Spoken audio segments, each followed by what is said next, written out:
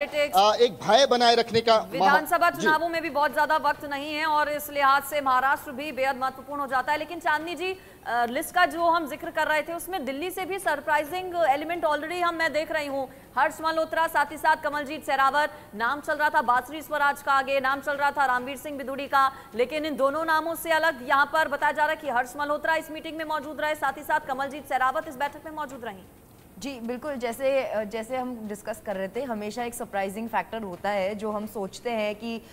इनको इम्पोर्टेंस मिलेगा या इनका नाम आगे आएगा, वो एंड मोमेंट पे जाके वो कहीं ना कहीं कभी चेंज हो सकता है, कभी हमारे स्पेकुलेशन सही हो सकते हैं। तो जैसे मेरे पास भी एक लिस्ट आई है नामों की, जिसमें से तीन दर्जन नाम जो है वो कि बीजेपी से आए हुए हैं, जो कि बहुत ही महत्वपूर्ण नाम है, जो कि कैबिनेट में शामिल किए जाएंगे, और करीबन 1 दर्जन नाम है जो कि एलाइज में से आए हुए हैं, जिनमें से जो इम्पोर्टेंट नाम जो कहे जा रहे हैं वो है चिराग पासवान, राम मोहन नायडू, चंद्रशेखर पेमसानी। ये सारे जो नाम हैं ये कहीं ना कहीं जो एनडीए के जो एलाइज हैं और जो बीजेपी के जो नाम आ रहे हैं वो सारे मिलके इस बार जो सरकार जो चलाने वाले, और जो आपने सवाल पूछा कि क्या ये गठबंधन की सरकार चलाना बहुत ही मुश्किल काम होने वाला है, मेरे हिसाब से नरेंद्र मोदी को एक आदत है कोalition में काम करने की। जब वो हरियाणा, वो सबका साथ सबका विकास का, सबके विश्वास की बात करते हैं और वो विश्वास इस गठबंधन में दिखाई देगा, इस बात को लेकर भी दावे हो रहे हैं। लेकिन राहुल जी, विपक्षी तो इसी ताक में बैठे हैं कि जैसी खबरें महाराष्ट्र से आ रही हैं वैसी खबरें उनको मिलती रहें, वो जरूर इसमें आग में घी डालने का काम करेंगे। नहीं, देखिए, चूंकि महाराष्ट्र में स्थिति यह है कि भारतीय जनता पार्टी और एनडीए गठबंधन को हार का सामना करना पड़ा है। विधानसभा के चुनाव बिल्कुल अब सामने मुहाने पे हैं, तो अलग अलग राजनीतिक दल, चूंकि जो वहाँ पे शिंदे गुट में जो लोग शामिल थे या अजीत पवार गुट में जो शामिल थे, उन्हें लग रहा था कि जनमत उनके पक्ष में होगा। लेकिन अब उन्हें भविष्य की अगर राजनीति करनी है तो उन्हें ऐसा दिख रहा है कि विधानसभा चुनाव में स्थिति इंडिया गठबंधन की अच्छी होगी। इस दृष्टि से वहाँ पे कहीं न कहीं कुछ हलचल की स्थितियां हैं। तो प्रधानमंत्री के लिए हमें लग रहा है कि प्रथम चुनौती की स्थिति अच्छा राहुल जी, एक और सवाल, क्योंकि परफॉर्मेंस के बेसिस पे कहा जा रहा है कि इस बार जो ये मंत्रिमंडल है वो तैयार हो रहा है, लेकिन छत्तीसगढ़ को लेकर जो दीपक विश्वकर्मा ने, मेरे सहयोगी ने जानकारी दी, वो बता रहे हैं कि किसी को भी अभी तक फोन नहीं पहुंचा, टी पार्टी में कोई शामिल नहीं हुआ। छत्तीसगढ़ के विधानसभा चुनाव के दौरान भी वहां पर पार्टी ने चौंकाया था जिस तरह से परफॉर्म किया। उसके बाद लोकसभा चुनावों में भी हैरत में डाल दिया जो नतीजे सामने आए हैं। बेहतर परफॉर्मेंस थी, उसके बावजूद अगर स्पेस नहीं मिल रहा है, जगह नहीं मिल रही है, तो क्या वहां से भी कुछ खबरें आ सकती हैं तनाव को लेकर? या वंदना जी, देखिए, हमें लग रहा है कि तनाव को लेकर खबर नहीं आएगी, वहां से प्रतिनिधित्व जरूर प्राप्त होगा, क्योंकि विधानसभा चुनाव में भी भारतीय जनता पार्टी का प्रदर्शन और अभी लोकसभा चुनाव में भी प्रदर्शन, 11 में से 10 लोकसभा सीट अगर जो है कि बीजेपी जीत रही है वहां पे, तो ये एक तरह से शानदार प्रदर्शन है। और ऐसे स्थिति में वहां से प्रतिनिधित्व हमें लग रहा है केंद्रीय मंत्रिमंडल में अवश्य होगा, तो ये ना होने की स्थिति नहीं होगी। और अगर इस प्रकार से गलतियां अगर होगी, हो सकता है शाम को अचानक बिल्कुल सामने हम लोग, हो सकता है कॉल आया हो लेकिन उसे डिस्क्लोज ना किया गया हो।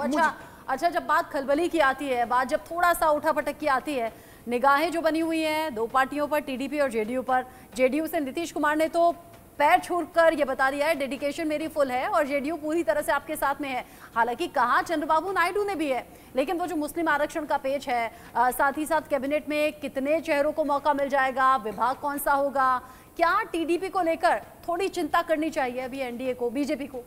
नहीं, मुझे लग रहा है कि भारतीय जनता पार्टी को टीडीपी को लेकर भी गंभीर होने की जरूरत है और जदयू को भी लेकर गंभीर होने की जरूरत है। वो पलटी मार देंगे। हमने बिल्कुल, देखिए, उनके बयानों के ऊपर अगर भरोसा करें तो फिर उस वैसे स्थिति में बिहार में भारतीय जनता पार्टी भी झटका खा चुकी है और बिहार में जो है कि वो आरजेडी भी उन झटकों को बर्दाश्त कर चुकी है अतीत की स्थिति में। और चंद्रबाबू नायडू, देखिए, चंद्रबाबू नायडू उस तरह से पलटी तो नहीं मारते हैं, लेकिन चंद्रबाबू नायडू भी एक तरह से अपने मांगों को, अगर उनके मांगों को और उनके साथ सम्मान में जो है कि वो थोड़ी कमी होगी तो फिर वैसे स्थिति में वो समस्या उत्पन्न हो सकती है, क्योंकि सत्ता पक्ष और विपक्ष के बीच में अंतर काफी कम है। अगर ये एक दो भी इधर से दाएं से बाएं होते हैं तो फिर सरकार संकट में भी रहेंगी। राहुल लाल जी की पोर्टफोलियोज किसको क्या मिलेगा, मंत्रालय विभाग कौन कौन से मिलेंगे, कौन कौन चेहरा होगा, ये तो पिक्चर क्लियर लगभग हो गई है, शाम को पूरी पिक्चर क्लियर हो जाएगी, लेकिन पोर्टफोलियोज पर अब निगाहें रहेंगी। अलग अलग राज्यों का चूंकि हम जिक्र कर रहे हैं तो मैं चाहूंगी कि झारखंड की भी हम बात करें, क्योंकि झारखंड में भी विधानसभा के चुनाव होने हैं। यहाँ से 2 नाम बताए जा रहे हैं, अन्नपूर्णा देवी, साथ ही साथ चंद्र प्रकाश। और वो वक्त भी हमें याद है जब हेमंत सोरेन जेल गए, किस तरह से वहां पर सरकार को गिराने की कोशिश बीजेपी की ओर से हुई, जेएमएम सीपीएम और कांग्रेस वहां पर गठबंधन में है और विधानसभा के चुनाव चूंकि नजदीक है, ऐसे में झारखंड कितना महत्वपूर्ण राज्य है एनडीए के लिए, बीजेपी के लिए? नहीं, झारखंड भारतीय जनता पार्टी के लिए काफी महत्वपूर्ण है राजी, चूंकि वहां पे अगर हम लोग लोकसभा चुनाव में भी देखें तो एक कांटे के टक्कर की स्थिति रही वहां पे, और वो चुनाव जो है कि बीजेपी के लिए, बीजेपी ने सीटें भी प्राप्त की वहां पे, लेकिन वो आसान नहीं रही। तो एक तरह से, और जिस तरह से विधानसभा चुनाव के स्थितियों में पहले भी अगर हम लोग देखें तो 2019 में भी उस समय लोकसभा चुनाव भी होते हैं और उसके कुछ महीने बाद विधानसभा चुनाव होते हैं। लोकसभा चुनाव में भारतीय जनता पार्टी का अच्छा प्रदर्शन रहता है वहां पे, लेकिन विधानसभा चुनाव में तुरंत से जो है कि उसमें सत्ता परिवर्तन की स्थिति बन गई वहां पे, और भारतीय जनता पार्टी की सरकार जो है गठबंधन सरकार वो चली गई। तो झारखंड का जिक्र राहुल लाल कर रहे हैं, लेकिन आगे बढ़े, अन्य राज्यों का हम जिक्र कर रहे हैं उससे पहले मैं बड़ी खबर अपने दर्शकों को बता देती हूँ। और बड़ी खबर क्या है ये आप जानिए। बड़ी खबर जल्दी से, मोदी कैबिनेट को लेकर जो ब्रेकिंग न्यूज मिल रही है वो ये है कि कई ऐसे चेहरे जिन पर पार्टी ने एक बार फिर से जताया है भरोसा। मोदी 3.0 में 11 मंत्री ऐसे जिन्हें फिर से पार्टी ने मौका दिया है, यानी कि 11 ऐसे चेहरे जिन्हें एक बार फिर से मंत्रिमंडल में जगह दी जाएगी, जिन्हें एक बार फिर से आज मंत्री पद की शपथ दिलाई जाएगी। 11 मंत्रियों को एक बार फिर से मंत्रिमंडल में जगह। और कौन कौन से ये चेहरे हैं, ये नाम है, ये भी हम आपको बता देते हैं। देखिए, इसमें राजनाथ सिंह का नाम है, अमित शाह का नाम इसमें शामिल है, मनसुख मांडविया का नाम इसमें शामिल है, सर्बानंद सोनोवाल का नाम इसमें शामिल है। कई ऐसे चेहरे हैं जिन्हें फिर से पार्टी एक बार फिर से जगह देने वाली है। अनुप्रिया पटेल इससे पहले केंद्र में मंत्री रह चुकी हैं और एक बार फिर से उन्हें अगर गठबंधन की बात करें तो मंत्री